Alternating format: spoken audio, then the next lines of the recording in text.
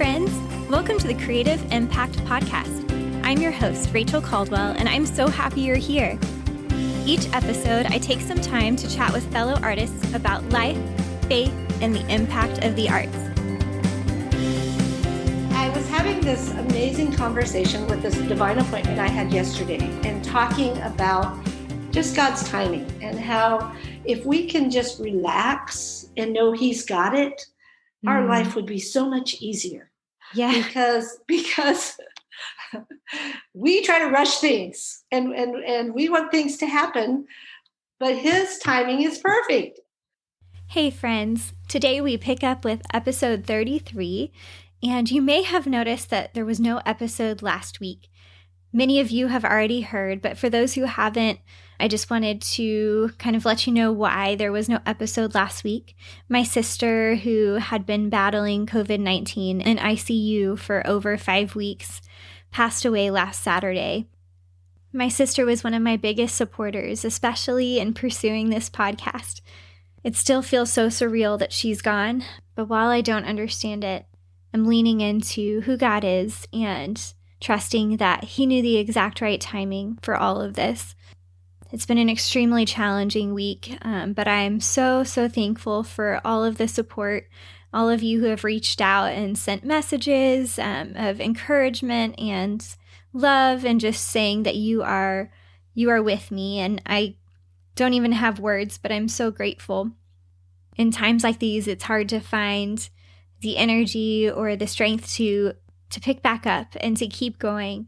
But I was really encouraged editing this week's podcast episode with Jackie Stouffer, and I'm excited for you to get to hear just stories of faith and the way that God is working.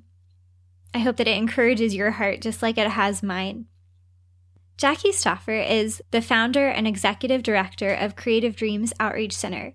Creative Dreams is a nonprofit youth development program for middle and high school students.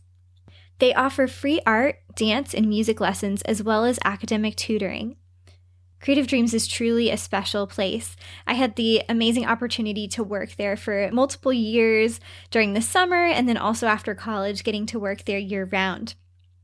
In our conversation today, Jackie and I talk about the story of Creative Dreams and how God really planted that dream in her heart during her time raising her children and also working with an organization called Maria's Children in Moscow, Russia. You'll hear about how God gave her the vision for Creative Dreams and really helped intervene and remove obstacles that felt like they were popping up as she was getting started. We talk about how much Creative Dreams has evolved over the years and just seeing God's hand at work.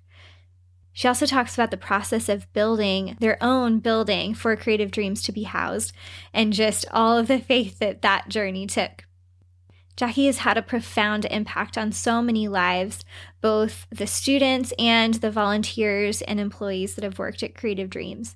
I hope that you are inspired by her story to take that next step in pursuing the dream that God has placed in your heart.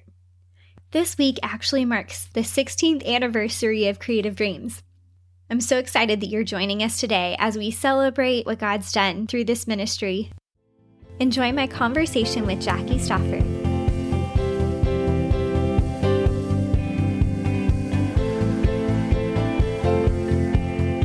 Yay! Well, Jackie, thank you so much for joining me on the podcast today. So awesome to have you. And you've been such a huge part of my life, and Creative Dreams has been a huge part of my life. So I can't wait to share that with our listeners. Thank you so much for having me. Ever since you started this podcast, as I've listened to other people, I've realized my story is very different from a lot of the people because I waited so long to use the gifts that God gave me and my artistic gifts. And so I put my family as a priority first, and then He shaped me into the person that I needed to be to use those gifts. So, I didn't jump right in like a lot of the people that you've had on the podcast. Right. Yeah, it's really amazing and incredible to see how God works in each of our lives, differently. And I'm excited to be able to share some of the amazing God things that have happened through your life and through the work that you've just allowed God to do, through the ministry of Creative Dreams and in your family. So, Yeah. yeah, I appreciate you taking the time. And it's pretty exciting because when this airs, it'll be the week of Creative Dreams' 16th anniversary, which is super exciting. And for people that are listening that are like, what's Creative Dreams? We'll definitely get into that. So, do you want to just share a little bit about who you are and, a little bit of your background and kind of, what's created this passion in you for the ministry you're doing now? I was the second to the youngest child in my family and born to a single mom who was a dancer. And so she wanted one of her daughters to be a dancer. And my sister apparently wasn't very interested. And Gotcha. so I became the dancer in the family. And thankfully, I love movement. I love music. Music speaks to my heart. And so it became part of a focus of my mom's life to make sure that I could have lessons. And when we weren't able to afford lessons, she taught me because she was a dancer and had danced on Broadway. And so she had the skills, to teach me what I needed to learn. So, my childhood was very, very, very varied. I said a lot of varies in there. But we spent, our time was in Oregon. We were migrant farmers for a while. We did a lot of that, working in the fields. And then as I grew up and danced, my mom passed away when I was 14. And so I became very independent and determined, I guess, would be what grew out of that for me. Yes. And so I kept dancing all the way through college and got married soon after college, and to the love of my life, Tim. Yay, Tim. Yeah. He's pretty awesome. Yeah. And within our first year of marriage, we had twins who are now 40-year-old adults. Whoa. Yeah. Who have given us our 4 wonderful grandchildren. Aww. And so I right now I'm in that phase of life where I just love spending time with them. And they, at one point, like last year, before the pandemic started, our daughter and her family were in Germany and our son was in New Zealand. So I am extremely grateful for technology. Yes, for sure. Yeah, and our son has mentioned a couple times to us about years ago when people moved overseas, you just never saw them again. And as a mom and a person who loves my family deeply, I can't imagine that, that maybe getting a letter once a year or that would be so hard. Yeah. So I'm very grateful for technology, and technology is making this podcast possible. So, exactly. Yeah. Such a gift. It is. And so my husband was in the oil business, and so we moved constantly. And because of that, I wasn't able to really stick with one career path. I followed him, and I would find something to engage in wherever we were. And so that led to me teaching aerobics instead of focusing on actual dance. It was more fitness dance.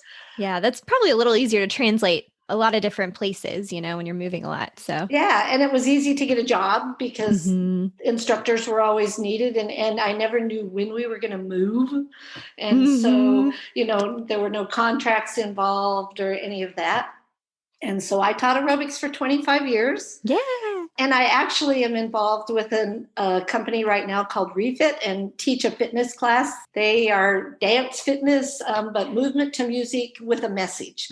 And yeah, so it's so much fun. Yeah. I know you're the one that introduced me to it, and I still follow them and love to do their workouts. It's super fun.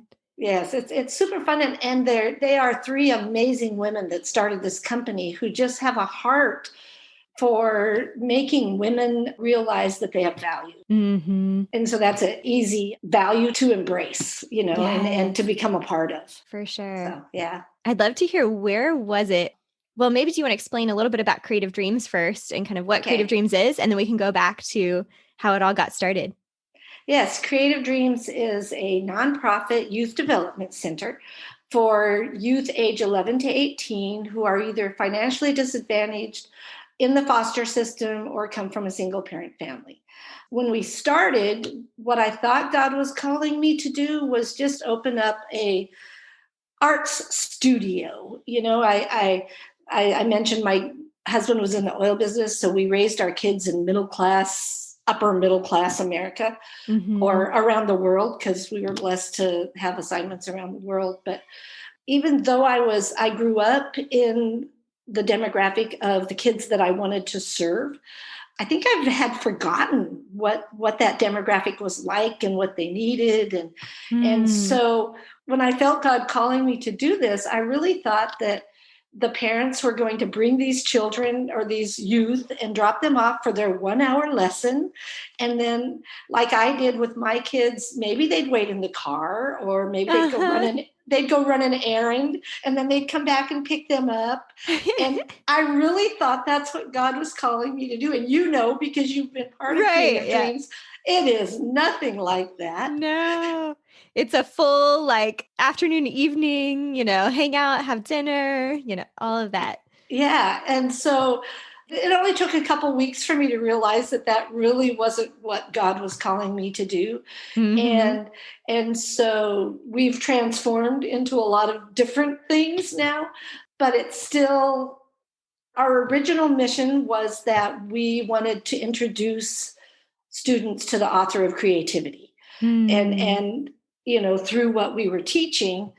And now our mission is to help our students reach their full God-given potential, Yeah, realizing that creativity is such a wide range of things. it is. It's not just the arts, it's not sports, it's not, but God has given us a million different ways to be creative. And so we just try to foster that in our students.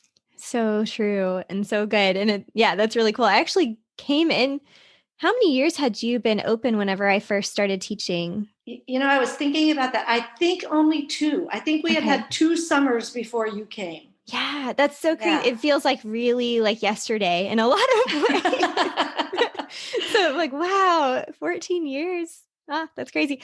And that was your original location when I first started teaching there, right? Yes. Okay. So Yeah. it's been really fun getting to see, Creative Dreams kind of evolve over time. And I didn't see the very beginnings of it, but kind of from an early stage and then the transformations that have happened and the growth, Yeah. and so exciting. Do you want to share a little bit about where did this dream begin in your heart? Like, when did God plant this idea? Well, the whole time I was raising my kids, I worked part-time. I was a children's ministry director. I taught aerobics all those years. I worked as a preschool teacher. It seems like I dabbled, but it was mainly because we were moving. But in the back of my mind and in my heart, I knew God was preparing me for something. I had no Mm, idea what it was. I'm a voracious reader. I always have at least 3 books going at a time. yes.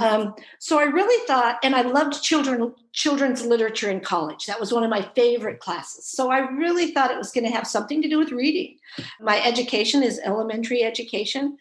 And so I thought, okay, he's going to call me to do something with kids. At church, I've always taught the younger kids. Yeah. I've never been involved with middle and high school students. And Uh-huh. I often tell people that I didn't really even like my own kids when they were in middle school. That Right. it was just a very challenging time for all of us involved. Yes. And so, as this is fomenting in my mind, I guess, we moved to Russia, Mm, and we lived in Russia 2 different times. And the first time we were there, I got involved. I shouldn't say I didn't get involved. I started a program for the older orphanage, and that was the kids who were 8 to 18. okay. And there were no programs for them. And if you know anything about Russia, there's thousands of orphanages, and the government kind of looks at these children as if they're throwaway children. Mm, They don't want to put any money into doing anything for them. Half the time they don't go to school. They're wow. just given nothing. And Yeah. so I wanted to do something for these older kids that would help them maybe have a future, because 90% of the kids at the time we were there ended up on the streets when they aged out. Wow. And much like our foster system, they age out at 18, Mm-hmm. but they're on the streets because they have no skills and no education. And so I started this program with the other women that were there, where we taught them English and we taught them dance and we celebrated their birthdays, and we did something every day of the week. I can't remember. I mean, that was in 2000, so it's been 20 years, which is hard to believe. That is. Um, but anyway, so I started that program, and it's still going, which is amazing because Wow. other women took it over. And so I have no idea how many kids in Russia have been impacted because of what God led me to do there. But as I was doing that, then this idea came, I'll bet something like this would work in America, and Yeah. so I started thinking about that, praying about it, and then we came back for 2 years, and then we moved to Moscow, and this is where the idea really got cemented, because the first Sunday that I was there in church, they announced that the woman who was coordinating the volunteers for this organization called Maria's Children, look it up, Maria's Children Moscow, amazing organization. And So cool. yeah, that they needed somebody to take over because this woman was being transferred back to the States. And I'm not a Oh, sit yeah. back and wait for things to happen. I believe if God puts it in my path, I'm supposed to jump in and do it. Mm-hmm. And so I went up to them and said, tell me more about it. What is it? And I mean, I hadn't adjusted to jet lag yet. I Oh, mean, wow. I was still kind of in a fog. But anyway, we scheduled a time for me to go and meet Maria, who was the founder of this organization. And I just felt at home there. And so for 2 years, I actually taught cooking Ooh, because nice. her thing was giving the orphans life skills so that they would have a way to support themselves when they aged out of the orphanage. And the funniest thing is Maria's an artist. And Yeah. so she God and she's a spiritualist. She doesn't believe in God. She believes in a higher power. We had many interesting discussions I about bet. Yeah. that. But she just felt called to open her home originally to orphans. And so Wow. that's what she did. And then by the time I got there, she was in an apartment. But the way she ran her program was if somebody came and volunteered, she asked them what they could do and she let them teach the kids. And Uh-huh. so because I love to cook, and they already had a dance teacher, and they had a juggling teacher and a piano teacher, and all these Aw. different. So for 2 years I brought the food in because they didn't have the funds to provide it. So every day Tim and I call it schlepping because I would have bags and bags. We didn't have a car in Moscow, so I walked everywhere. So I would Oh, wow. schlep the groceries on the metro to Maria's little apartment and teach the orphans how to cook. And Wow. so the night Tim happened to be in Houston on a business trip, and that night he called me and said, we're being transferred back to Houston, where we had lived 3 times before. And that night I dreamt I opened Creative Dreams, Whoa. complete with the floor plan that we started with. And that floor plan. Yes. So Wow. it was amazing. And so Tim called me the next day to give me details of what the move, when it was going to happen, and all of those things. And I told him, I had this dream last night. And I was just kind of testing the waters. And I told him what my dream was, that I called it Maria's Children Houston, which is what I really wanted to call it in the beginning, but because of legal things, we couldn't do that. Mm-hmm. And he laughed. Oh, no. And you're like, oh, no. Oh no. Yeah, Mm. exactly. Because he's the person, and I've actually written a book, which you know, because you've got a little piece in my book, Yeah. which I'm waiting to write the final chapter for because there's some things that are getting ready to happen. Yeah. But in my book, I talk about that because he knows me the best, and he laughed. And I took that as he doesn't think I could do this. Mm. Mm-hmm. And so I had to overcome all those inner thoughts of, oh, maybe this wasn't God. Maybe this is just me. Maybe. But anyway, that's a very long answer to your question. No, it's great. That's awesome. So that's when you guys moved back to Houston. Yes. And then do you want to share a little bit about just the very beginnings of the center and kind of when you first opened? Yeah. So I have volunteered my whole life. So the first thing I did was take a class on how to start a nonprofit. Oh, smart. That's a good Which idea. I got lots of bad information at Oh, this class. whoops. Yes. It was through leisure learning. And it wasn't bad information about starting a nonprofit. It was a bad information about starting a nonprofit in Fort Bend County because Ah. it was offered in Harris County. So a lot of their rules were different, but it helped me out in some ways. And so I Mm-hmm. did that. I knew if I was really going to do this, I had to come up with a business plan for Tim because he's an Right. engineer. And if I didn't have everything outlined, he would still be in that phase of wondering what in the world I wanted to do. Right. And I think she's your step aunt, Sandy McCluskey. Yes. Yes. I knew her from church. And so I Yeah. talked to her about helping me locate a space. And so she and I actually drove around, and I knew I wanted to be. We raised our kids in First Colony in Sugar Land. And so I knew I wanted to be in an area of need near where I raised my kids. And so Yeah. we just drove around and we would look at a place and we would pray and say, Mhm. God, is this where Creative Dreams needs to be? Yeah. I love that about Sandy. And she's a Yeah. realtor for those who are listening. And she does, though, like have such a heart for each person that she's, helping find a place and Yeah. incorporates prayer and yeah, it's so cool. Yeah.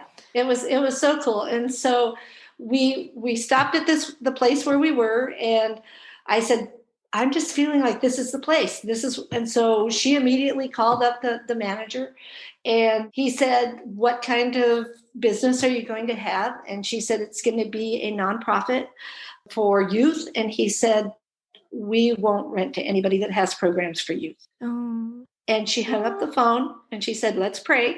Yeah. And she called him back and we scheduled an appointment. And so we went and looked at the buildings, and 3 times in a row, while we were looking in different ways, he said, we're not going to rent to you. I don't know why we're showing you this place. We don't rent to Uh-huh. programs for children. The third location we got to, well, the first one we looked at was where we ended up. And so we Okay. looked at the other two in the strip center. And then I said, can we go back and look at that space again? And he said, sure, but I'm not going to rent it to you. We went in, and he stayed outside. I don't know if he was on the phone or what. Anyway, he stayed outside. We went in, we prayed, we came out, and he said, not only am I going to rent this space to you, but I'm going to lower the rent. Whoa. What? Yeah. That is incredible. It was so amazing. And so and we got back, I'm trying to think, we got back from Russia in June, let me think, no, July. I filed for the nonprofit status almost immediately. We received it in August, which is That's unheard of. incredible. Yeah, Yeah. unheard of. Rented the space September. October they started building out, and we opened in January. Wow. And yeah, it was amazing. The funny thing about how God works is that we set the grand opening. The build out was only supposed to take 3 weeks. So I set my grand opening for 3 weeks after they started. It took 3 months, which Oh yeah. now I know in the building world that's not unusual. But I Uh-huh. didn't know that then. And so I had been going on mission trips to Siberia every winter from the end of January. It's a 2-week trip. Mm-hmm. And our grand opening was on Sunday, and I left on Monday for the mission trip. Whoa. So Tim had to immediately step in, and we shortened the hours that we were going to be open. And there were still little things on the building that needed to be fixed. So he spent those 2 weeks fixing those little things and getting those finished, and not one Gotcha. student came Oh in those first wow. 2 weeks. And normally when you start a business, that would be a bad sign. Mm-hmm. And so I'm in Siberia. Tim's at home thinking, okay, nobody's going to come, and I'm putting all this work in, and we've put all Right. this money in. But the day I got back, the day we opened, when we got back, 3 students came in, 3 people that you know, Yes. and then every day 1 or 2 more students would come. Mm-hmm. And so God just has such a funny sense of humor like that. He does. That's You true. know? And just the right timing as well, Yeah, Like his timing is he was always like, okay, I'm going to give perfect. Tim a couple weeks to finish out the building and make sure it's good Uh-huh. to go. Yeah, yeah, So cool. yeah. So, Yeah. So trying to remember back. So those early days, you said you kind of started out thinking it would be more like classes almost, or like, you're uh-huh. coming for a certain hour. And Yeah. then what did it sort of, become as that shifted? Well, as it shifted and as it is now, we became a youth center, Mm-hmm. just a safe place for kids who didn't feel safe anywhere else in their lives. And Mm. that's still what we are. One of my students just said to me the other day, "This is my only safe place." Wow. And Just gave me chills. yeah, Yeah. and so that and I can't complain about God making that what we're doing. It's not what I thought it was going to be, but his plans are always so much better than our plans. Mm-hmm. And so we just adjusted I had gotten volunteer teachers to come for their hour slots, and we changed to teachers coming for the whole night. Mm-hmm. Yeah. And so the art teacher, if we had a watercolor teacher coming, Monday nights became watercolor night.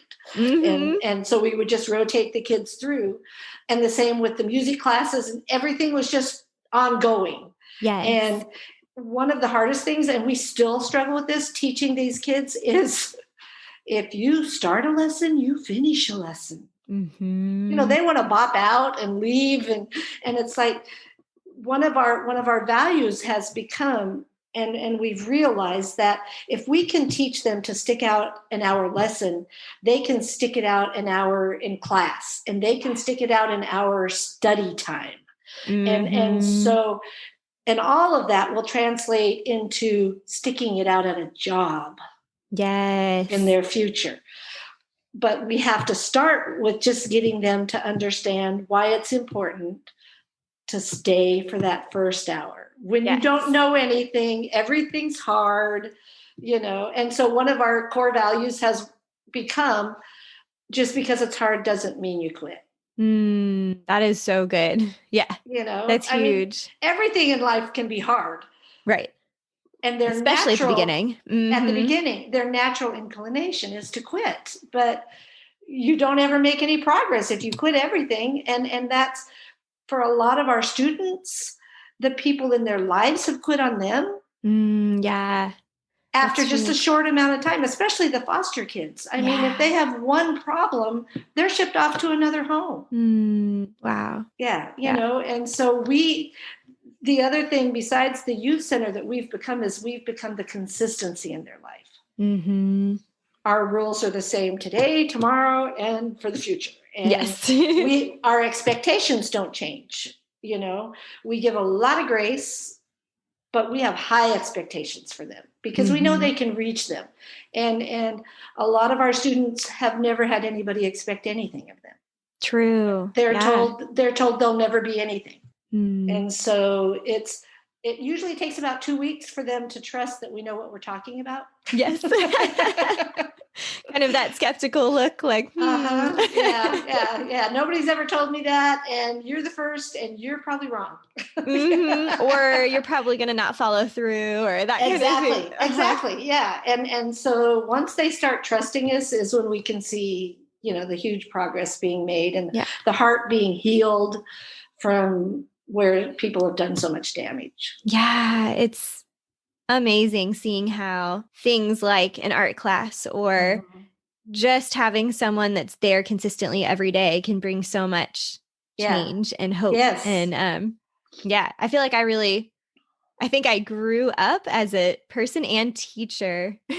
Like I grew up as a teacher at Creative Dreams and learned so much because I started when I guess I was probably between junior and senior year in high school or something Yeah. that Either summer. that or sophomore and junior. Yeah, it might have been sophomore and junior I year. think it was sophomore and junior year Yeah. because, yeah.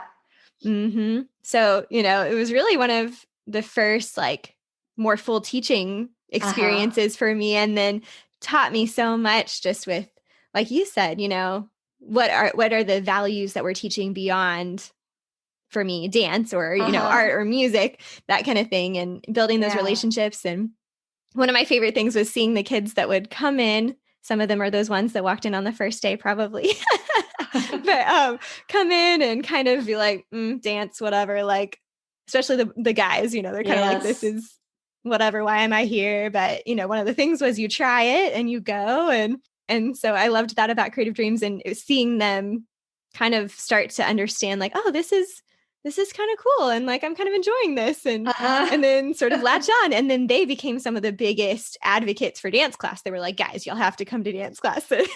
Just seeing that transformation in them and discovering what they were capable of. Yeah.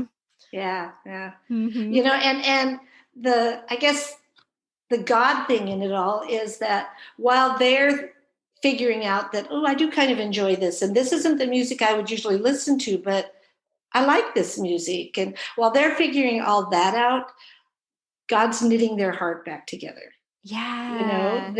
He's healing something in them that they don't even sometimes, either they don't recognize is broken or they won't admit is broken. But sometimes they'll come out of that art class or that music class or that dance class, and they have a different countenance. Yeah. They just look different. There's a piece about them. So that God's been at work. Mm-hmm. Even if they have chosen just to sit against the wall through the whole class. Wow. Yeah. They because were still kind of experiencing some of that. Yeah. And so that's why we strongly encourage them all to go. Mm-hmm. Exactly.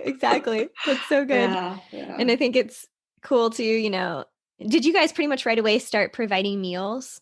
No, I had no intention of providing meals because of the original plan. And the meals started because the first summer, in my naivety, I wrote this letter home for the parents. Now, we hadn't had much parent involvement yet anyway, but I just thought maybe that was just, they were just getting used to us or, whatever. And my first clue that this might not work was that in the beginning, it was my process that if a student came without a parent, we would help them fill out the application and everything. And then I would call the parents and say, I just want you to know that if you're wondering where your student is between 3:30 and 8:30, they're spending their time at Creative Dreams. And this is what we do. This is who we are. Feel free to stop by, that kind of information. Mm-hmm. Well, we had a student who, it must have been during a very busy time, and he'd been coming for like 3 weeks, and I hadn't contacted his parents yet. So I called, and his mom answers the phone, and I said, is this, I think his name was Jasmine. Is this Jasmine's mom? And she said, yes, it is. I said, well, this is Jackie. I'm the director of Creative Dreams, and Jasmine has been coming and spending time at Creative Dreams every day for 3 weeks now, and I just wanted to let you know. And she goes, oh, I didn't even know where he was living. And I'm like, oh my gosh, this is a 15-year-old kid who hasn't been home for 3 weeks. Oh my goodness. And it was so eye-opening to me that I've learned in the beginning, I think I at times could be very judgmental, thinking, what kind of parent wouldn't know where their 15-year-old was for 3 weeks? Mm-hmm. But now I've learned the majority of our parents, number one, they're doing their best. They're parenting the only way they know how. Number two, they are in survival mode.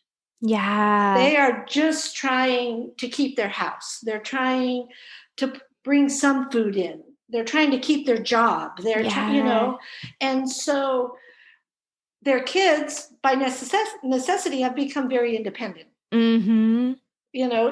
And so it wasn't unusual for a parent not to know where their kid was. Yeah. And so I had to learn that doesn't make them a bad parent. Yeah. That just means that they have had to focus on so many other things. Mm-hmm. So anyway, so summer comes, I send this letter home saying, okay, we're going to be doing summer day camps, and it's going to be going over lunchtime. So please send your child with a sack lunch. Uh-huh. We would have a kid show up with a canned good. At that point, we didn't even have a can opener at the center or a microwave. So there was nothing to do with that canned good. Or a can of fruit, with a pop top, Oh, yeah. or with nothing. And I would say, did you forget your lunch today? And they'd say, no, we didn't have anything to bring. Yeah. And that summer, our summer interns, and I hire, as you know, college interns every summer, Yeah. 3 high school, 3 college. We've done that every year since we opened. And a couple of our college interns, we happened to be right by Church's Chicken, would go over and buy a bucket of chicken and just pass it out to the kids. Yeah. And I wasn't paying them enough that they could do that every day. Yeah. And still pay for their college, They were supposed to be help. And so at that point, we started bringing sandwiches and, just bread and peanut butter and jelly and doing that. And at that point, we weren't allowed to do that by the city. Oh, but yeah. I really didn't care. Yeah, it's like these kids aren't eating. Yeah. They're not eating. They have no food. And so that just translated into, once fall came, I would make something in a crock pot and take it every day. And then some of my friends found out that I was doing that. And so a Bible study group would bring a meal, once a month or once a week. And so we did that. I'm still amazed to say this. We did that for 14 years without a kitchen. Wow. We fed kids. And I mean, at one point we were having 50 to 60 kids a day and feeding them. Yeah. And so we called it Creative Dreams Tailgating, and we would bring it in a cooler so it would stay hot, or the small group would bring it, or whoever was providing it. And we would set up tables, and we learned what the health codes were. And even though we weren't supposed to be doing it, we did it. And never got in trouble, thank goodness. That's good. But that also led to, we now have a commercial kitchen and a chef. Yay! That's amazing. So 2 years ago, I got to stop cooking every day. Yay! That's so awesome.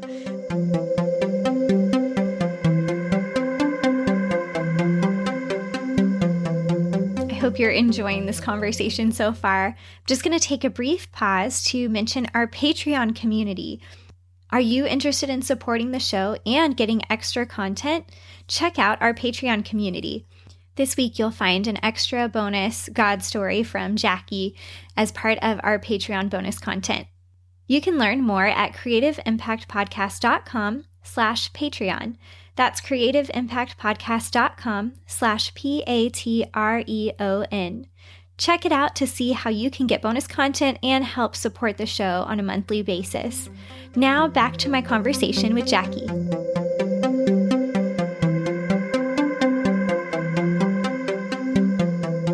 Yeah, and that kind of takes us into, a big step that happened a couple of years ago, which was building a building for Creative Dreams. Purpose-built facility. It specifically has the dance rooms, the art room, 3 music rooms. We even have a state-of-the-art recording studio. We have 3/4 of a gym, which was supposed to be a full gym, but the city made us make some changes. Mm-hmm. But yeah, it's an amazingly beautiful building. Yes, so God beautiful. Yeah. Do you want to share a little bit about that journey of taking that step of faith and it was huge. It was huge. Yeah. And it was even more huge than I thought it was going to be. We launched our building campaign in 2015, and quickly, through the grace of God, made about $500,000. I mean, it was just sitting there. And so we, went out looking for construction companies and architects, and the architects designed the building. We had to have the land replatted, which was a nightmare. I was having this amazing conversation with this divine appointment I had yesterday, and talking about just God's timing, and how if we can just relax and know He's got it, our life would be so much easier. Yeah. Because we try to rush things and we want things to happen, but His timing is perfect. And so the replatting took a whole year. We had sold our buildings. We were in temporary. I mean, it was just a really, really painful, challenging experience to build the building and raise the funds. And we went with the builders that were highly recommended. First meeting was amazing. They prayed for us. I mean, it seemed like it was going to be such a blessing to work with them. Mm-hmm. And then the first construction supervisor got fired because he had given a whole bunch of people, including us, estimates way below what it was going to cost because he wanted the business. Yeah. So he was gone. But at this point, we had already sold our buildings. And then his assistant took it on. And then the company made some decisions about Creative Dreams that made her mad. So she quit. Mm. Yeah. And then, so we ended up with 4 different construction supervisors. Wow. Oh, man. Yeah. And with every one of them, it was, okay, I have to rebuild this relationship. I have to let them know, because one of the blessings that I had found in working with our architects was they came out, it wasn't like I was interviewing them, they were interviewing me. Yeah, to see what are the needs and What are the what is the needs heart and of what's this? the Yeah. vision? What's the heart? What are we trying to create here? And so I just felt so known and understood. And you can see that in the building that they designed. Yes, for sure. You can really see it. Whereas as we went on with the construction company, the first people really caught the vision and loved what we were doing. But then as people kept dropping, it was like we didn't have the opportunity to build that relationship because we were in the midst of the chaos. Yeah, yeah. That makes sense. So it was painful, but we ended up with an incredibly beautiful building that God has used immensely. You can just feel his presence there. And that's the most amazing thing is whether people have a relationship with Christ or not, when they walk in, they say something feels different here. So cool. Yeah, it's just, it's just amazing. And so I need to just hold on to that and forget about all the garbage that happened.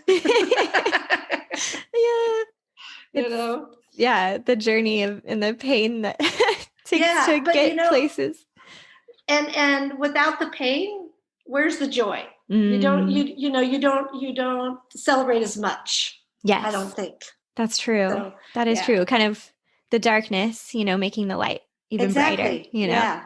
And that kind of reminds me of it's been really beautiful seeing all of the different volunteers and people that have donated and just everyone that's kind of helped support the vision and come around. And like you said, small groups bringing meals, or I know there's been, you guys do like Christmas gifts for each of the kids and have sponsors for that. And yeah, that's been really amazing as someone that was working there to see all the people that have just given of like, whether it's money or time or their resources, their expertise, working with tech, that kind of stuff. It's just really incredible how God's brought people together through this. And I think that's one of the things that impacts the kids, because they are used to being hurt by the people who know them and should love them. Then there's these strangers who choose to give for them and to them and love them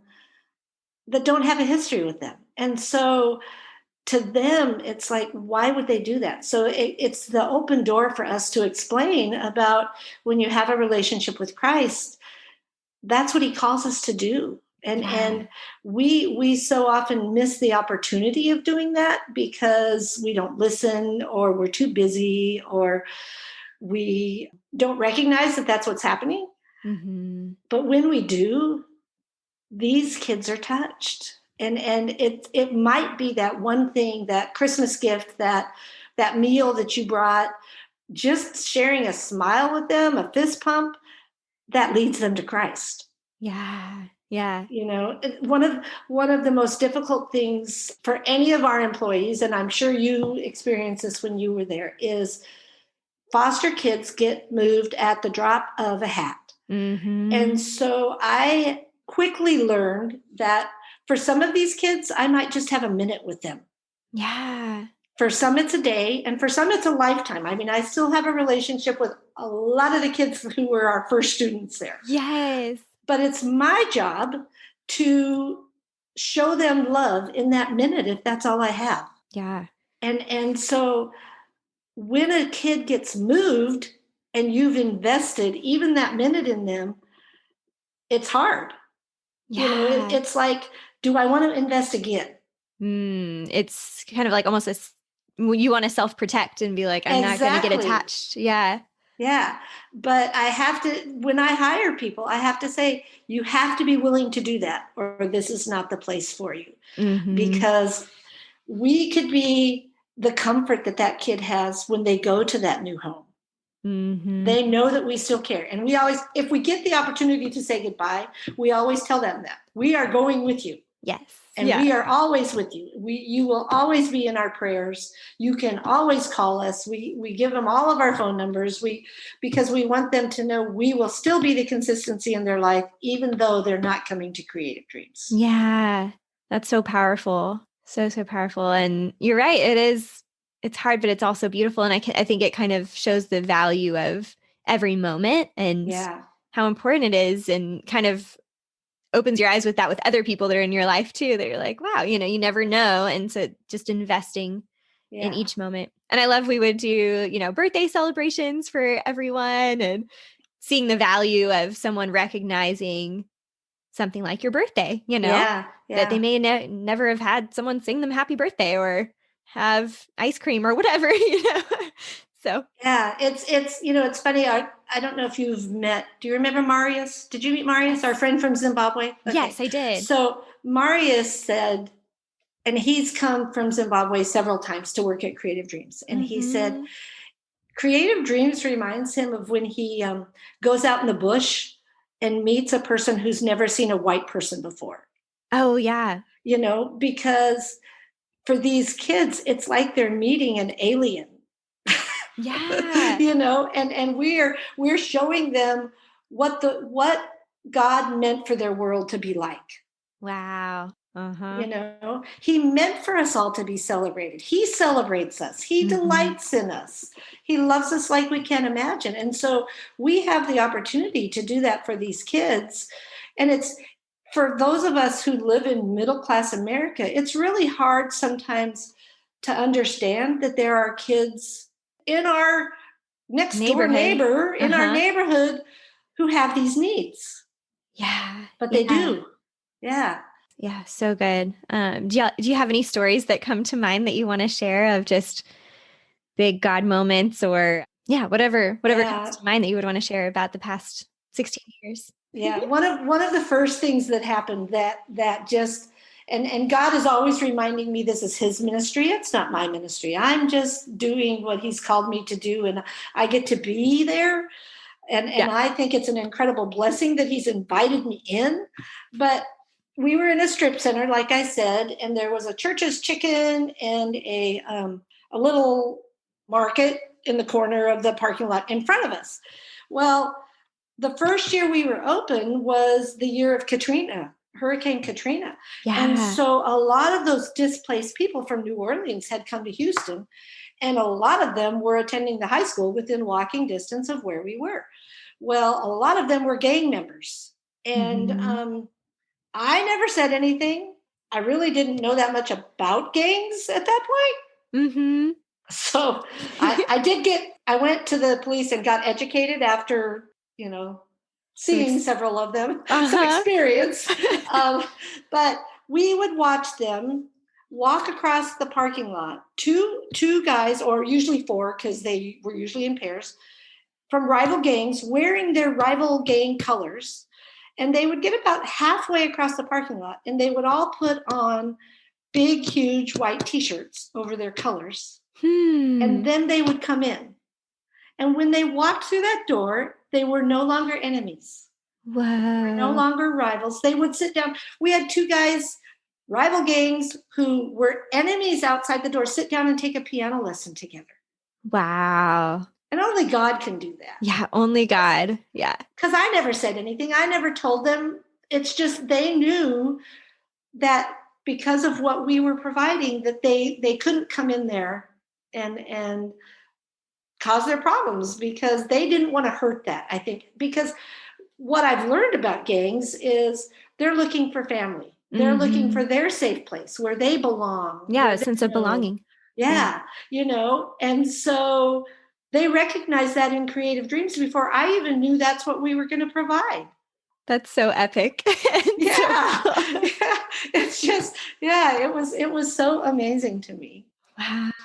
Yeah.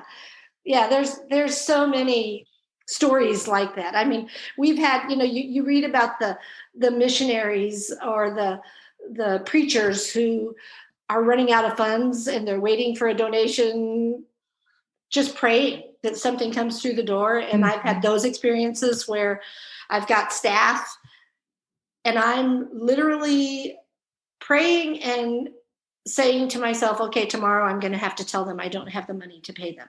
Mhm. And tomorrow I go to the mailbox and there's a check in the mail to Wow. pay them, Yeah. and it's just things like that that say God is there. God wants us to continue. He likes what we're doing. Mhm. And he cares about these kids. Yes. Yeah. Yeah, you can just, yeah, that's the beautiful thing is seeing his heart Yeah. expressed for these kids Yes. that every single one of them is so precious and valuable to him. Uh-huh. Yeah. So cool. And how has the pandemic impacted the Oh my center? gosh, the pandemic. The other day I walked in my door and I said, COVID, I Yeah. hate Exactly. I think we're you. all feeling that like Oh, we have had to adapt. We've adopted a new model, which is make a plan, change the plan. yes. Ooh, I like that. That's been my life lately. Yeah, yeah, because especially in the beginning when the governor was making all those decisions, protocols would come out and we'd say, okay, tomorrow this is what we're going to be able to do. Our students can't be there, so we're gonna do this, do Zoom lessons, do this. Well, the Zoom lessons didn't work because our kids don't have technology at home. Yes. So Yeah. it's like, yeah, that doesn't make any sense. But that's what everybody else was doing. So we Right. So it talked seemed about like a that. good idea. Yeah. But we got iPads donated, Oh, yeah. which was amazing. A young lady who I was her children's director of her children's ministry when she was 3 years old. She's in her 30s now. Oh. Saw my post saying that we needed technology for our kids. Her husband used to be the IT guy at a Christian school. They had 20 iPads they weren't using, and they gave them to us. I mean, That is amazing. it was like, Wow. yeah. And so we were able to get iPads in our students' hands. Now, they don't have anybody at home helping them do their homework, so they're still not really doing much homework if they're Mhm. staying at home. But we did what we needed to do. Right. So then we tried doing to feed the community, but because there were so many other places in our area that were doing that, we didn't do that. The main way that it's affected us once we could reopen is that we used to do lessons in all the arts every day. And we've Mhm. had to change that because we're limited to how many kids can be in one room together. Ah, that makes sense. But with the building, we can be spread out. And Yes. so we have an art day, a dance day, well, a movement day, because we now have the sports thing too. So we have Yes. art, movement, and music on different days. And then our Mondays are celebrate you, which is where Ah, we do our small groups. We have wonderful godly men from the community who come in and teach our boys how to become a godly man.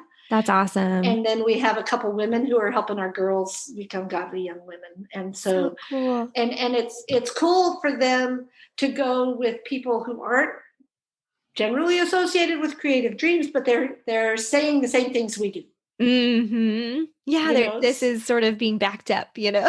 yeah, because of the family relationship that we develop with their kids, sometimes those of us in the leadership roles, it's like we're their parents, and teenagers don't necessarily want to listen to their parents. So Mhm. if there's somebody else saying the same thing, Yes. they It's kind of listen. like the cool aunt or the whatever. Uh-huh, exactly. That's so great. I love that. So, would love to hear, with the 16th anniversary happening, it's so exciting. I can't believe 16 years. What is sort of the current vision and some of the dreams that you have in your heart right now? I guess personally and for Creative Dreams. Yeah. Yes. Well, personally, My goal is to retire in the next couple of years. Yeah. Part of our story with Creative Dreams is that in the beginning, because I had dabbled in so many things, I think Tim really looked at this as another one of the things that I was just going to do for a few years. Mm-hmm. And that's not the way I looked at it, as this is what God has called me to do. And so he had to make a change in that and recognize that, yes, this is my calling. And it became very obvious just because of my passion just kind of overflowed. Yes. and he could see how it was impacting my life, how it was impacting the kids' life. And so he got a little more involved, every year, and recognized it more as a calling than a hobby. Mm-hmm. He's been a big Oh, impact as oh well. It's been fun yeah. having him. He would come like during summer camp and do Uh-huh. presentations and yeah, super Yeah. fun. Yeah. He's been a huge part of it. And he finally, I don't know, 2 or 3 years ago, transitioned into saying, this is our ministry, Mm. which was huge. Yeah, that's so cool. Yeah. So, but he retired from the oil business in 2013. And for all of our married life, as we were moving around, we always said, I went to high school and college in South Dakota. He went to high school and college in Colorado. And we always said we wanted to go somewhere with 4 seasons when he Mhm. retired. Well, after a few years of having creative dreams, I began praying, and this is so wrong, but I began praying that God would change Tim's mind and he would be happy living in Houston for the rest of his life. Oh, yeah. Well, that didn't happen. And Uh-huh. so in 2013, which was only 7 years after we started, let's see, 8 years after we started, he retired and we bought a house in Colorado. Mhm. It needed a lot of work, so he was going to go work on it. I would stay here. I think in his mind, he was giving me a couple more years to kind of phase out of creative dreams. And my thing that I kept saying to him was, wait, you got to work for your company for 35 years. I've only Mhm. done this for 8. How do you think I can be done already? Uh-huh. And so it caused a little friction in our lives for a while. I actually went to see a therapist because I Yeah. realized I was really resentful Mm. of him taking me away from my calling. And who is he? He's not God, you Right, know? right. But one of the things that the therapist helped me realize, two actually, one is he's the leadership in our home, and I need to go where he is, not expect him. And if God isn't going to change his mind, then the plan is for me to be in Colorado. Mhm. So we started out by hiring somebody to take over for me. I've done that 4 times now. Yeah. And for one reason or another, none of them have worked. And so we have started working on a different plan, which I can't share yet. Um, and it is so incredible that when we started this in 2013, when we bought the house, if I had gone in this direction then, it would have never worked. Mm. Only now can it work. Yeah. And so it's going to be amazing. Creative Dreams is going to be it's going to be way more than I could have ever imagined, which it Yeah. already is. I mean, we've served over 1,600 kids in those 16 years, Yeah. and I could have never imagined that. No. And then when you think the relationships that, because they were at Creative Dreams, that have been changed from what they learned there For their families for or their, yeah, mhm. yeah, or other foster kids, and yeah, it just blows my mind. Yeah. you know I love how I God multiplies, Yes, you know. yeah. And Mhm. so it's going to be a really exciting chapter, and not anything I could have ever dreamt. Wow. So excited to hear more about it when the time Yeah. comes, I when the time is right. know. Yeah. And that's a good, a good way to kind of segue into, is there something that you would like to share with the people that are listening, other artists, just, yeah, other people walking out this life journey? I think the one thing that I always think about and I'm so grateful for is when I think about if I had that dream and just said it was just a dream, all of the things that would have been missing from my life. Yeah. And the blessings to me, I'm not even thinking about the kids that have come to the center, but the growth that I've made because of the challenges and because I was willing to, as some people say, step out of the boat when God called Mm-hmm. me. And it hasn't been easy. it No. it hasn't always been smooth sailing. Uh-uh. There are days that I think I am not the right person to be here. Mm. There are days where I wonder, I don't have the answers, I guess. And I just think, but that's where God meets us. And so I would have missed out on so many of those opportunities and so much of the abundant life that he plans for us Mm-hmm. if I hadn't taken that step. So I guess my encouragement would be, if there's even a niggling of an idea in the back of your head that you think God's calling you to, do it. Mm. Don't Yeah. don't hesitate, because like the Bible says, in my weakness is where he was made strong, where he was made more evident, Yes. where he is seen. And so just take the opportunity, figure it out, and go. You know, Uh-huh. yeah.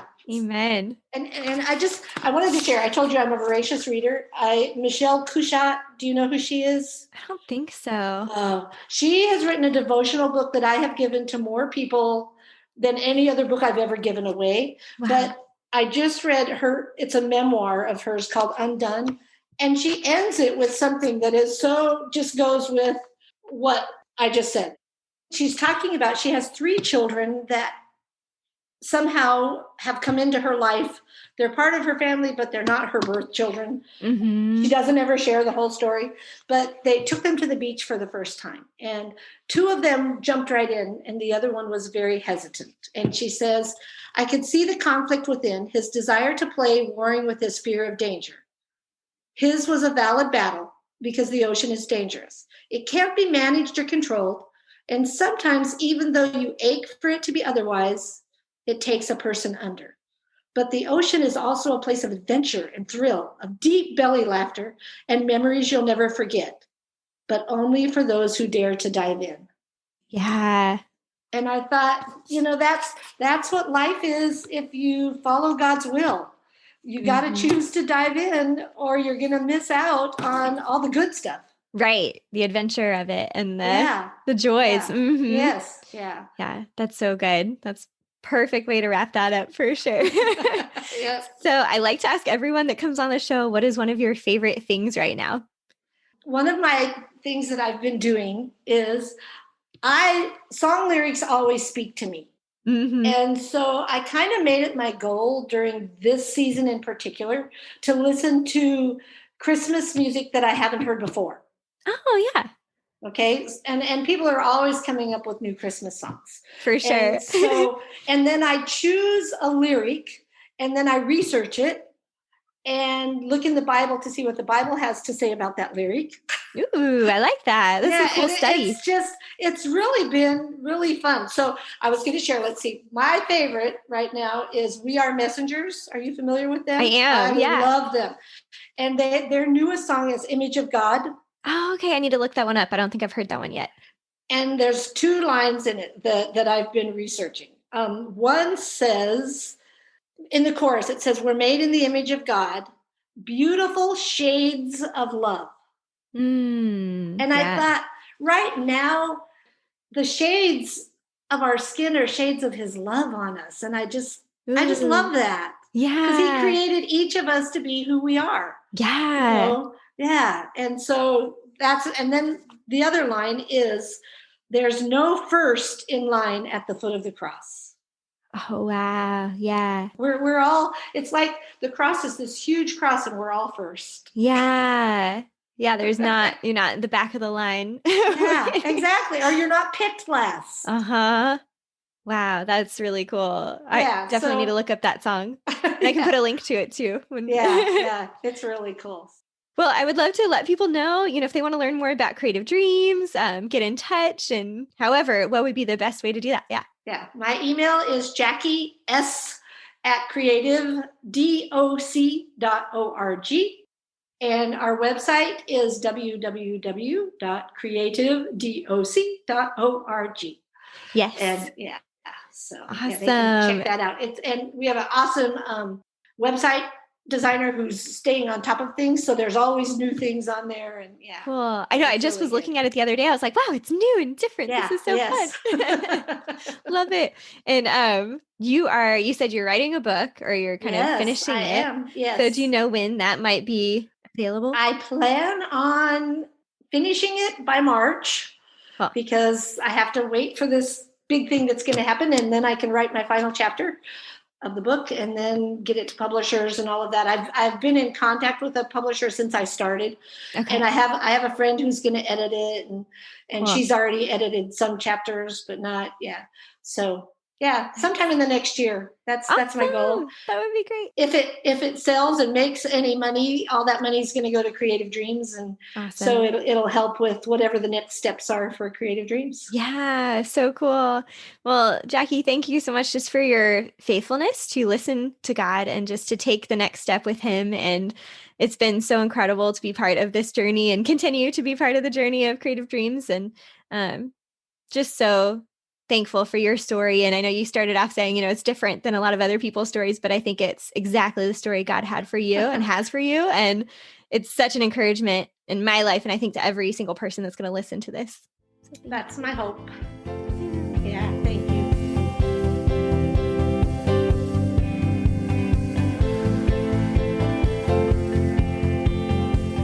So thankful for Jackie, and I love hearing stories of how God's working. Congratulations again to Creative Dreams on 16 years. You can find links from the show in the full show notes, as well as additional resources on our website, creativeimpactpodcast.com. Next week, I'm joined by my friend Tiffany Schrepferman. Tiffany is a freelance production stage manager and lighting designer. She has worked for the American Dance Festival, or ADF, as production stage manager for the past 12 summers. She and I talk about how she got to where she is now and what it looks like to love people right where they are. Thank you so much for listening to the Creative Impact Podcast. The music for the show was produced by Michael Cash. Share the show with a friend, check out our Patreon community, and I'll see you next week for my conversation with Tiffany Schrepferman.